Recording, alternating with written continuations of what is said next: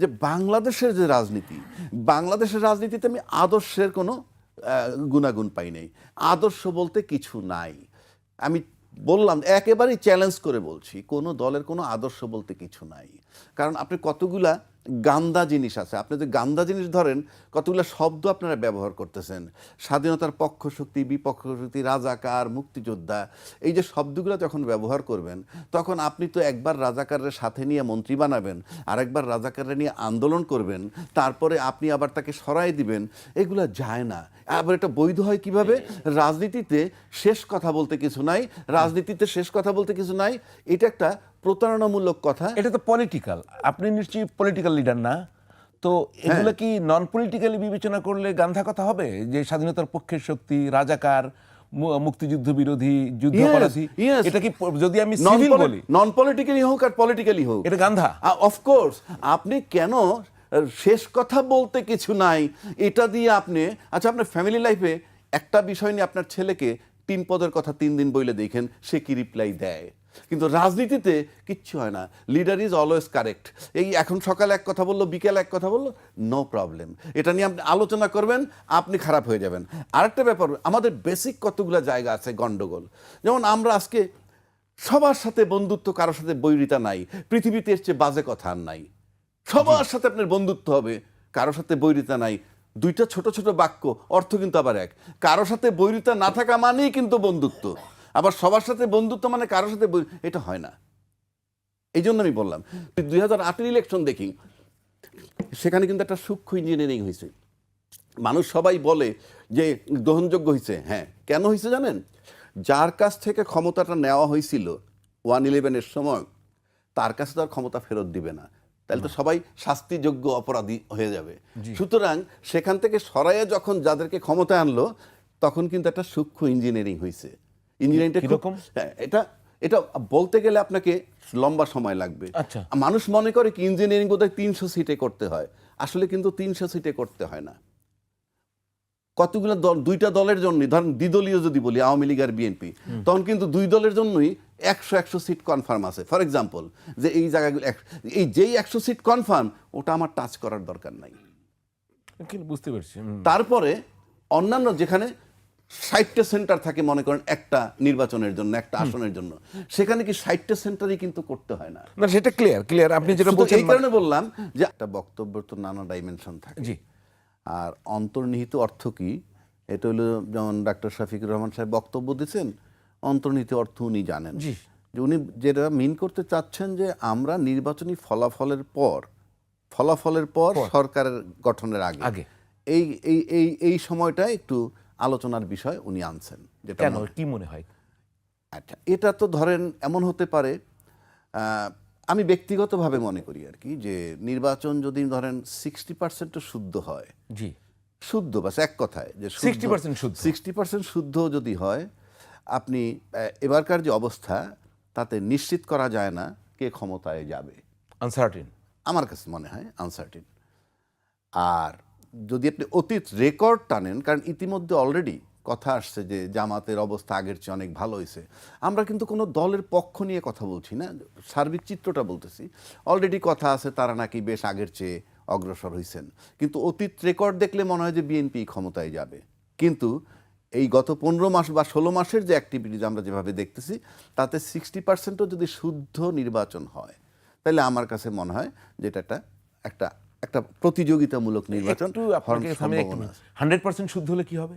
100% শুদ্ধর কোনো সুযোগ আছে বলে ধরেই নি, যে 60 ধরেন, মোর দ্যান 50, অর্থাৎ 80% ধরি, 80% শুদ্ধ হলে কেমন হবে? তাহলে প্রতিযোগিতা প্রতিযোগিতাটা আরো বাড়বে। এটার কারণ হচ্ছে এই, আমি আপনাকে বলি, আমরা যে এখন সার্বিক চিত্রটা দেখি, ধরেন ফখরুল ইসলাম আলমগীর সাহেব একটা বক্তব্য রাখছিলেন যে তারেক রহমান সাহেব আসলে দেশ কেঁপে উঠবে, এরকম একটা বক্তব্য উনি দিছেন। এটা টার্নিং পয়েন্ট, উনি যেহেতু আসছেন ফেরত, টার্নিং পয়েন্ট। কিন্তু আসার পর আবার আমি ব্যক্তিগতভাবে আমি মনে মনে অনেকগুলো জিনিস আশা করছিলাম, কিন্তু আমি ওনার কাছ থেকে পাই নাই। যেমন ধরেন, উনি বললেন যে we have a plan, or I have a plan, what ever it is. থাকতেই পারে, যেহেতু উনি একজন রাজনীতিবিদ, বিচক্ষণ ব্যক্তি, কিন্তু আমরা এখন পর্যন্ত প্ল্যানটা পাই নাই। কারণ আপনি যদি প্রকাশ না করেন, এটা কিন্তু ভোটের সাথে সম্পৃক্ত, কারণ আপনি ভোটের রাজনীতির কথা বলছি, অন্য কিছু ভিন্ন আলাপ।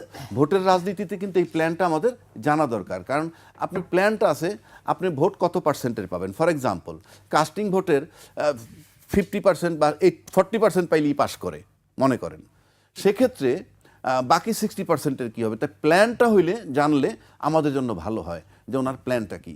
এখন আরেকটা কথা বলি, যে কথা উনি বলছেন যে বাংলাদেশের যে রাজনীতি, বাংলাদেশের রাজনীতিতে আমি আদর্শের কোনো গুণাগুণ পাই নাই। আদর্শ বলতে কিছু নাই। আমি বললাম, একেবারেই চ্যালেঞ্জ করে বলছি, কোনো দলের কোনো আদর্শ বলতে কিছু নাই। কারণ আপনি কতগুলা গান্দা জিনিস আছে, আপনি যে গান্দা জিনিস ধরেন, কতগুলো শব্দ আপনারা ব্যবহার করতেছেন, স্বাধীনতার পক্ষ শক্তি, বিপক্ষ শক্তি, রাজাকার, মুক্তিযোদ্ধা, এই যে শব্দগুলো যখন ব্যবহার করবেন, তখন আপনি তো একবার রাজাকারের সাথে নিয়ে মন্ত্রী বানাবেন, আরেকবার রাজাকারের নিয়ে আন্দোলন করবেন, তারপরে আপনি আবার তাকে সরাই দিবেন, এগুলো যায় না। আবার এটা বৈধ হয় কিভাবে? রাজনীতিতে শেষ কথা বলতে কিছু নাই, রাজনীতিতে শেষ কথা বলতে কিছু নাই, এটা একটা প্রতারণামূলক কথা। এটা তো পলিটিক্যাল, আপনি নিশ্চয়ই পলিটিক্যাল লিডার না, তো এগুলো কি নন পলিটিক্যালি বিবেচনা করলে গান্ধা কথা হবে? যে স্বাধীনতার পক্ষের শক্তি, রাজাকার, মুক্তিযুদ্ধ বিরোধী, যুদ্ধাপরাধী, এটা কি যদি আমি সিভিল বলি, নন পলিটিক্যালি হোক আর পলিটিক্যালি হোক, এটা গান্ধা? অফকোর্স। আপনি কেন শেষ কথা বলতে কিছু নাই এটা দিয়ে আপনি, আচ্ছা আপনার ফ্যামিলি লাইফে একটা বিষয় নিয়ে আপনার ছেলেকে 3 পদের কথা 3 দিন বইলে দেখেন সে কি রিপ্লাই দেয়। কিন্তু রাজনীতিতে কিচ্ছু হয় না, লিডার ইজ অলওয়েজ কারেক্ট। এই এখন সকালে এক কথা বললো, বিকেলে এক কথা বললো, নো প্রবলেম, এটা নিয়ে আপনি আলোচনা করবেন, আপনি খারাপ হয়ে যাবেন। আরেকটা ব্যাপার, আমাদের বেসিক কতগুলো জায়গা আছে গন্ডগোল। যেমন আমরা আজকে সবার সাথে বন্ধুত্ব, কারোর সাথে বৈরিতা নাই, পৃথিবীতে এর চেয়ে বাজে কথা আর নাই। সবার সাথে আপনার বন্ধুত্ব হবে, কারোর সাথে বৈরিতা নাই। দুইটা ছোট ছোট বাক্য, অর্থ কিন্তু আবার এক। কারোর সাথে বৈরিতা না থাকা মানেই কিন্তু বন্ধুত্ব, আবার সবার সাথে বন্ধুত্ব মানে কারোর সাথে এটা হয় না। এই জন্য আমি বললাম। 3 নম্বর আসেন, আপনি আমরা আমাদের নির্বাচনের ক্ষেত্রে দিয়ে এবার এই যে কথা বললেন না, ওই যে কি জানি কি স্বতন্ত্র প্রার্থী, স্বতন্ত্র প্রার্থী কিন্তু অলমোস্ট বাতিল হয়ে গেছে বলতে গেলে, অলমোস্ট। কেন? আপনি আরপিও, একটা আমাদের যে আরপিও যেটা নির্বাচন হয়, আপনি কি জানেন সেটাই যে ইলেকশন ইঞ্জিনিয়ারিং এর সহায়ক? মনে করেন ওটার পদ্ধতি কি কি আছে? স্বতন্ত্র প্রার্থী হলে আপনি 1% ভোটারের এনআইডি দিবেন, তাদের স্বাক্ষর দিবেন, সম্প্রতি করা হয়েছে ভোটার নাম্বারটাও দিবেন। আচ্ছা, কল্পনা করেন যে সায়ন্ত ভাই একটা দল করে, আমি তর্কের খাতিরে বলছি, উনি একটা দল করেন, প্রথম কিন্তু সবাই একাধিক লোকে নমিনেশন দেয়, তারপর যখন দল চূড়ান্ত করে, যারে দিবে বাকিরা উইথড্র করে ফেলায় যদি জেন্টলম্যান হয়, তাই তো নিয়ম নাকি? আচ্ছা, এখন মনে করেন আমি বিদ্রোহী হব, আমি পপুলারিটি আছে কিন্তু আমি নমিনেশন পাইনি এই দলের, আমি তখন স্বতন্ত্র প্রার্থী হব। আপনি বলেন তো আমি কিভাবে হব? আমি 3 লক্ষ ভোটার থাকলে 3000, 1%, 3000 লোকের এনআইডি আনবো, ভোটার তালিকা আনবো, ভোটার নাম্বার আনবো, স্বাক্ষর আনবো। এটা কি সম্ভব? 1 নম্বর। 2 নম্বর, দল থেকে বেরোয় যাতে আপনি স্বতন্ত্র প্রার্থী না হইতে পারেন সেটার জন্য এই কৌশল। এটা যদি আপনি ধরেন, এটা এক ধরনের ইলেকশন ইঞ্জিনিয়ারিং।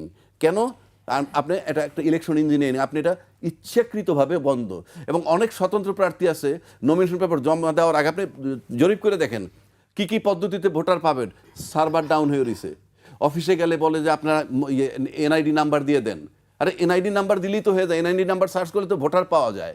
তাহলে আপনার এই স্বতন্ত্র প্রার্থীর ক্ষেত্রে একটা মারাত্মক ইঞ্জিনিয়ারিং করে রাখছে। আপনি দেখেন দলের বাইরে, দলের নমিনেশন না পাইলে পপুলার কেউ ইলেকশন করতে পারতেছে না স্বতন্ত্র প্রার্থী। সুতরাং এটা এক ধরনের ইঞ্জিনিয়ারিং। সুতরাং এই যে ইঞ্জিনিয়ারিং, আর বাকি চ্যাপ্টারে গেলাম না, আমরা যদি 2008-এর ইলেকশন দেখি, সেখানে কিন্তু একটা সূক্ষ্ম ইঞ্জিনিয়ারিং হয়েছে। মানুষ সবাই বলে যে গ্রহণযোগ্য হয়েছে। হ্যাঁ, কেন হয়েছে জানেন? যার কাছ থেকে ক্ষমতাটা নেওয়া হয়েছিল 111-এর সময়, তার কাছে তো আর ক্ষমতা ফেরত দিবে না, তাহলে তো সবাই শাস্তিযোগ্য অপরাধী হয়ে যাবে। সুতরাং সেখান থেকে সরাইয়ে যখন যাদেরকে ক্ষমতা আনলো, তখন কিন্তু একটা সূক্ষ্ম ইঞ্জিনিয়ারিং হয়েছে। ইঞ্জিনিয়ারিংটা কিরকম? এটা এটা বলতে গেলে আপনাকে লম্বা সময় লাগবে। আচ্ছা, মানুষ মনে করে কি ইঞ্জিনিয়ারিং বোধহয় 300 সিটে করতে হয়, আসলে কিন্তু 300 সিটে করতে হয় না। কতগুলো দল, 2টা দলের জন্য, ধরেন দ্বিদলীয় যদি বলি, আওয়ামী লীগ আর বিএনপি, তখন কিন্তু 2 দলের জন্যই 100 সিট কনফার্ম আছে। ফর এক্সাম্পল, যে এই জায়গাগুলো, এই যেই 100 সিট কনফার্ম, ওটা আমার টাচ করার দরকার নাই। বুঝতে পারছি।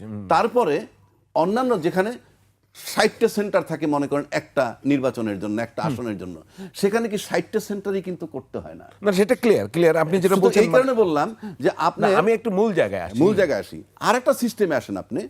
আমার যে রাজনীতি, বর্তমান রাজনীতিতে আপনি যে জোট গঠন করে বলতেছেন যে তোমরা দাঁড়াও আমাদের দল থেকে, আর আমার লোকেরে বলতেছি ওরে ভোট দিও, মানে এটা কোন গণতন্ত্র?